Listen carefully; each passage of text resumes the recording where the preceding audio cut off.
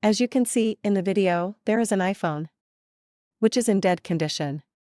This phone was charged overnight. When I looked at the phone in the morning, the phone screen was not turning on. Often this happens because the phone hangs on a black screen. But we understand that the phone is not on.